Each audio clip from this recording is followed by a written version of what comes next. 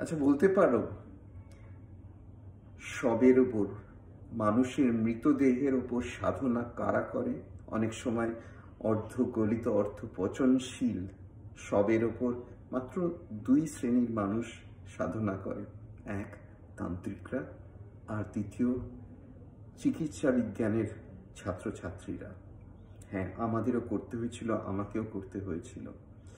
এই সব আমরা কাদের ব্যবহার করতাম? যেসব আনক্লেমড বডি, সেইগুলোই বিভিন্ন মেডিকেল কলেজে পাঠানো হয় অ্যানাটমি ডিসেকশন বা অ্যানাটমি ব্যবচ্ছেদ করার জন্য, যাতে ছাত্রীরা শিখতে পারে। এই সব দুর্ভাগ্যজনক মানুষ, দুর্ভাগা মানুষ, যাদের কোনো আত্মীয় স্বজন নেই, যারা মৃত হয়ে যাওয়ার পর, যাদের মৃত্যু হওয়ার পর তাদের সৎকার করার মতো কোনো আত্মীয় পরিজন নেই, যারা পড়ে থাকে বেওয়ারিশ লাশ হিসেবে, তাদেরকেই পাঠানো হয় বিভিন্ন মেডিকেল কলেজে। এবং একবার আমাদের কয়েকজন ছাত্র অ্যানাটমি ক্লাসে দুটো ডেড বডির মাঝখানে দড়ি লাগিয়ে তাদের দুটো আঙুলে হাই জাম্প প্র্যাকটিস করছিল। তাতে অ্যানাটমির প্রফেসর অত্যন্ত ক্ষুব্ধ হয়েছিলেন।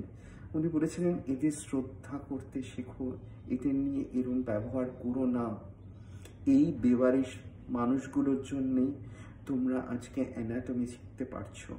সত্যি এই দুর্ভাগা, যাদের কেউ নেই জগতে, সেই মানুষগুলো সমাজের জন্য কতটা অবদান রেখে যাচ্ছে।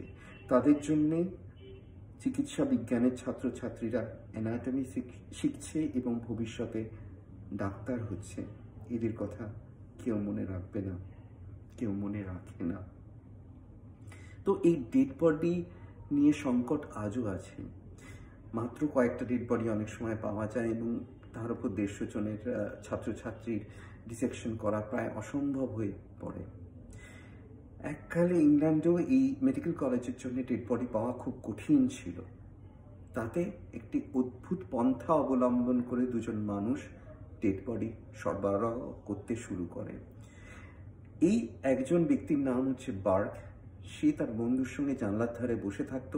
কোনো মানুষকে, যাদের মনে হতো এই নিরীহ এবং টার্গেট করা যায়, ভিকটিম করা যায়, শিকার করা যায় একে, তাকে ভেতরে ডেকে বিনা পয়সায় মদ খাওয়াতো।